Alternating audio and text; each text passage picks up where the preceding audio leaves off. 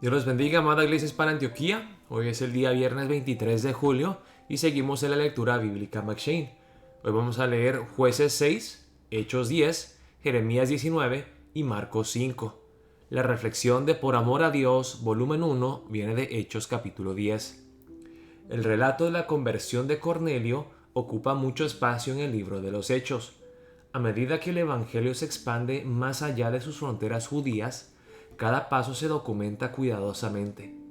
Primero, fueron los samaritanos, una raza mixta con una visión peculiar de las Escrituras.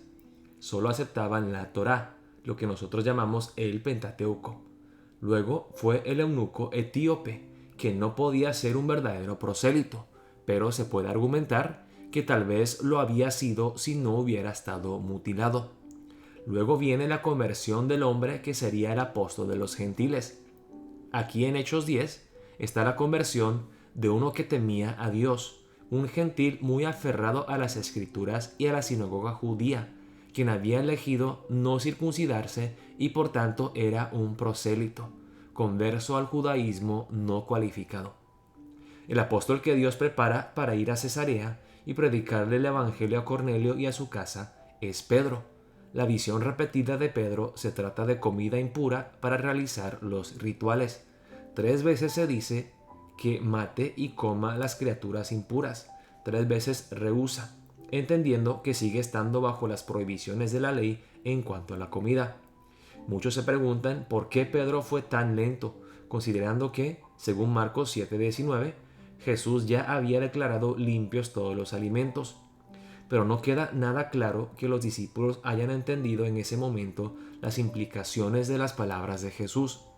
Marcos escribe más tarde, cerca del año 60 después de Cristo, mucho después del episodio de Cornelio, y al reflexionar sobre lo que dijo Jesús, Marcos percibe las implicaciones de sus palabras que en aquel momento no habían captado. Ni siquiera la comisión de llevar el Evangelio a todas partes o la afirmación de Jesús de que vendrían personas de todos los lugares del mundo a unirse a los patriarcas en el reino de los cielos, Mateo 8:11, hicieron que los apóstoles captaran el panorama completo. No sorprende entonces que en esta etapa Pedro todavía esté luchando por entenderlo. Así que se despierta y medita sobre el significado de la visión. El momento providencial de la misma se lo aclara. Los judíos kosher siempre estaban nerviosos en casas de gentiles, pero aquí Dios envía a Pedro no meramente a visitar una casa judía no kosher, sino a predicar el evangelio allí.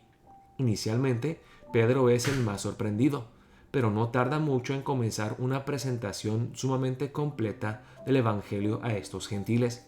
Mientras Pedro todavía está hablando, el Espíritu Santo desciende sobre este hogar gentil como lo hizo sobre los judíos en Pentecostés, y a nadie le sorprende más que a Pedro y a los judíos que viajaban con él. El ímpetu inicial de cruzar fronteras de raza y cultura con el Evangelio de Jesucristo no surgió de un comité planificador de la evangelización mundial, sino de Dios mismo.